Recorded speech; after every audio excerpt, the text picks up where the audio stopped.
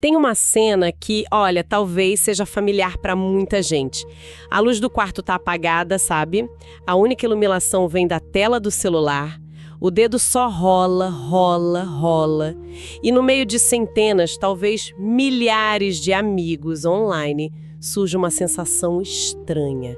Um vazio, uma solidão que a gente nem sabe nomear. Hoje, a nossa análise mergulha exatamente nisso, na chamada solidão digital. E o material que a gente tem aqui na frente é bem diferente, né? Não é um estudo acadêmico, nem um artigo de opinião. Na verdade, é um prontuário psiquiátrico. Um relato clínico fascinante que parece, sei lá, quase uma parábola filosófica. O paciente é identificado como Sérgio Sem Sombra. E o sintoma principal que ele apresenta é justamente esse: sentir-se como um fantasma. Ele está ali, visível para todo mundo, mas ao mesmo tempo é intocável, sabe? Ninguém o toca. A nossa missão aqui vai ser desvendar o diagnóstico proposto nesse prontuário e explorar uma abordagem terapêutica que, olha, eu diria que é totalmente inesperada.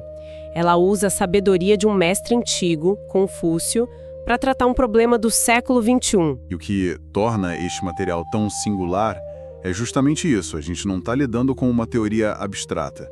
É o relato de uma jornada de cura. Nossa análise vai se concentrar em como essa sabedoria antiga é aplicada para, de fato, curar uma ferida muito moderna. É impressionante ver como essa busca por conexão, por pertencimento, atravessa os séculos. O cenário muda, a tecnologia muda, mas o desafio humano, no fundo, continua o mesmo. Exato. Bom, vamos começar pelo começo, então. O prontuário abre com uma descrição muito vívida da dor do Sérgio. E não é uma dor física comum, é algo bem mais sutil. O relato descreve uma pontada gélida no peito, mas que não vem do frio, e sim do que ele chama de brilho azulado e estéril da tela.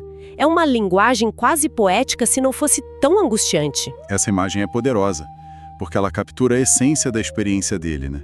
O frio não vem de fora, vem da própria fonte de conexão. Sim, e continua. O relato fala de uma dormência nas pontas dos dedos e um formigamento que ele sente quando percebe que o silêncio do apartamento só é quebrado pelo som das notificações. É o grande paradoxo que o prontuário aponta. Ele habita 1000 círculos digitais, mas sentia que sua existência se dissipava no ar. E aí vem a frase que, para mim, resume tudo. A condição dele era ser visível para todos, mas tocado por ninguém. E essa descrição toda dos sintomas é a porta de entrada para o diagnóstico central do prontuário, que é a desintegração do Li. Certo, Li. O prontuário menciona muito esse termo. Na minha cabeça, Li soa como algo formal, quase religioso. Ritos, cerimônias. Como é que isso se aplica a um cara rolando o feed do celular? Essa é a chave. A tradução comum de Li como rito ou cerimônia pode enganar um pouco. No pensamento de Confúcio, Li são, na verdade, todas as ações estruturadas que dão significado e substância para as nossas interações.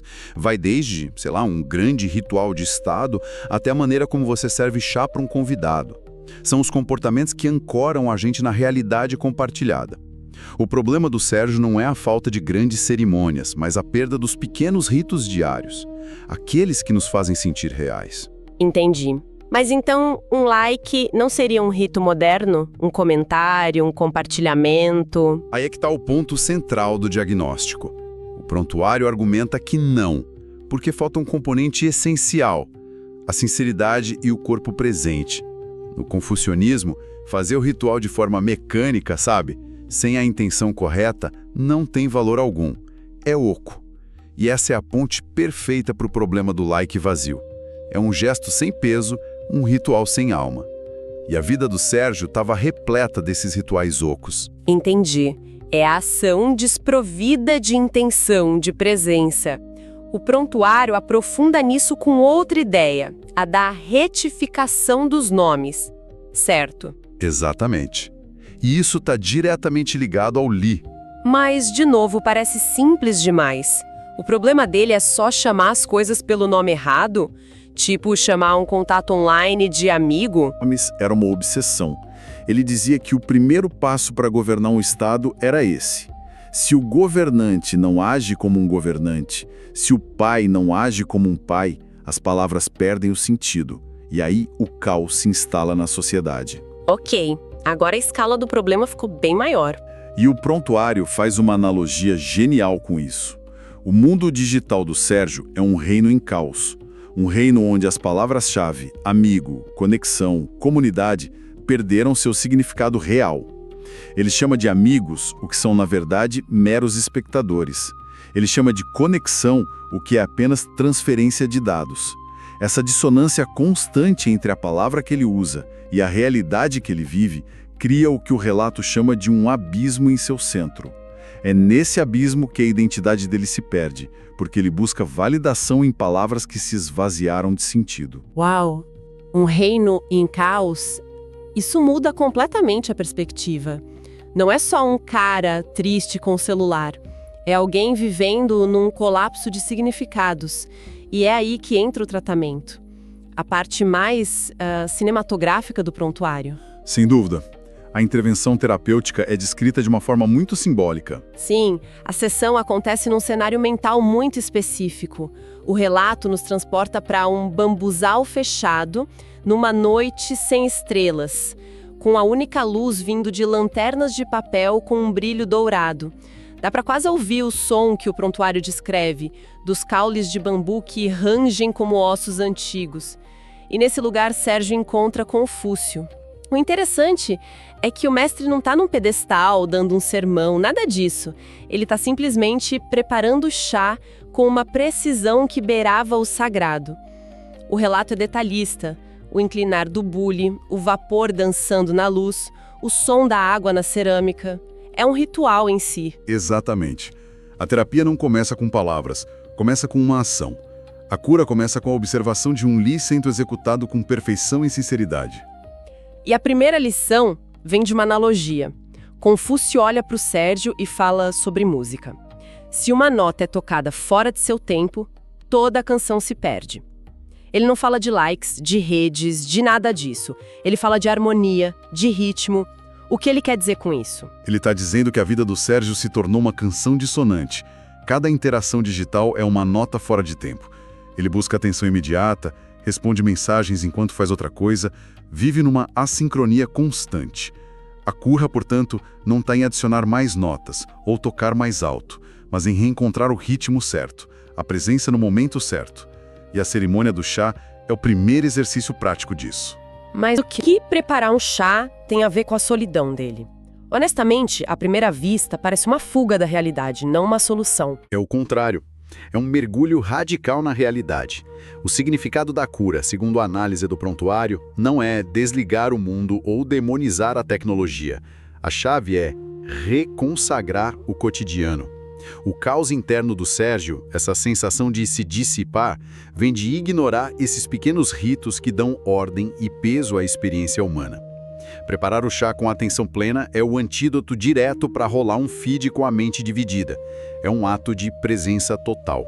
Então a ideia é que conceitos que a gente trata como abstratos, tipo lealdade ou humanidade, eles precisam de ações concretas para existirem de verdade. Precisamente. O prontuário enfatiza que, para Confúcio, essas virtudes não são sentimentos, são atos observáveis. São coisas como olhar nos olhos ao falar, sentir o peso da mão no ombro de um irmão ou a solenidade de uma refeição compartilhada sem distrações. São ações que exigem o corpo, que ocupam espaço e tempo de verdade e que são impossíveis de serem replicadas por um emoji ou um GIF. Isso me lembra uma vez que eu tentei jantar com um amigo e nós dois passamos os primeiros 10 minutos com o celular na mesa. A conversa só engrenou de verdade quando um de nós disse: "Quer saber? Vamos guardar isso." Parece que a gente precisa de um esforço consciente para criar esses ritos. É exatamente esse o ponto. E é aí que o prontuário retoma a retificação dos nomes de forma prática. O Sérgio aprende que ele precisa voltar a chamar de encontro apenas aquilo que envolve a presença do corpo e do espírito, juntos no mesmo espaço-tempo, e chamar de conversa apenas o que permite o silêncio entre as palavras, a pausa, a respiração, algo que a troca de mensagens de texto raramente permite. É sobre devolver o peso e a verdade às palavras através de ações concretas. Essa ideia de reconsagrar o cotidiano é bonita, mas parece exigir uma energia e uma atenção que muita gente sente que não tem. Não corre o risco de virar mais uma cobrança? Mais uma coisa para se sentir culpada por não fazer direito? Tipo, agora eu tenho que tomar meu café de forma cerimonial. Essa é uma objeção importante, e o prontuário a aborda indiretamente. A questão não é transformar tudo num ritual rígido e solene. É sobre escolher alguns momentos para praticar a presença plena. Começar pequeno. A cura do Sérgio não foi instantânea. Ele não saiu do bambuzal e se tornou um monge. A mudança foi na percepção dele. Ele aprendeu a diferenciar o que o nutria do que apenas o distraía. A ideia não é adicionar uma carga, mas sim encontrar alívio e significado no que já está lá. É menos sobre fazer mais coisas certas e mais sobre fazer as coisas que você já faz com mais presença. Faz sentido, é sobre qualidade, não quantidade de rituais. Essa discussão toda é muito forte, essa de resgatar o valor dos pequenos gestos. Isso leva a gente a pensar sobre o nosso próprio dia a dia, né? Fica aqui o convite. Quem estiver nos acompanhando, deixe um comentário dizendo se concorda com a importância desses ensinamentos do sábio para o nosso mundo. Essa busca por ritos faz sentido hoje? Ok, entendi o diagnóstico e a terapia no bambuzal, que é uma imagem muito forte. Mas e aí? Como isso se traduz na prática? O prontuário chega a descrever o que aconteceu com o Sérgio depois, o que seria a alta dele? Sim, e a conclusão do tratamento é tão simbólica quanto o início. A alta acontece com o amanhecer pálido começando a se filtrar pelo bambuzal. É uma metáfora clara da luz voltando para o mundo dele. E nesse momento, ele tem uma grande percepção, né? O prontuário diz que ele percebeu que a sua invisibilidade, essa sensação de ser um fantasma, era, na verdade, uma escolha inconsciente de viver na superfície. Ele estava escolhendo a quantidade em detrimento da profundidade. A transformação é notável. O relato termina dizendo que, ao retornar ao seu mundo, o brilho do celular já não tinha o poder de hipnotizá-lo. Ele percebeu que a tela já não o fisgava mais, não tinha mais aquele poder sobre ele. Exato. A fonte da angústia dele perdeu a força. E, se a gente conectar isso ao quadro geral, o prontuário nos oferece uma síntese muito clara dos ensinamentos finais. A conclusão é que uma rede social de verdade não se constrói com cliques. Ela é feita de atenção, de presença, de um esforço real no dia a dia. E a métrica dele muda. O prontuário diz que o Sérgio não busca mais a massa, a validação de muitos, mas sim a harmonia com o pouco que é verdadeiro. Não é mais sobre alcance, é sobre ressonância. Perfeito. E isso nos leva à citação que, para mim, é a chave de tudo no prontuário. Um único rito cumprido com sinceridade vale mais do que 10.000 curtidas vazias. Essa frase é um soco no estômago, né? Põe tudo em perspectiva. Totalmente.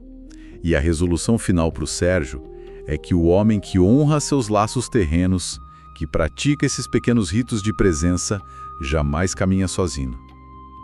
Porque, no fim das contas, e essa é a última ideia do prontuário, a sua presença se torna o seu próprio lar. Ele não precisa mais buscar um lugar de pertencimento no mundo exterior, no feedback dos outros, porque ele mesmo se torna seu próprio centro de gravidade.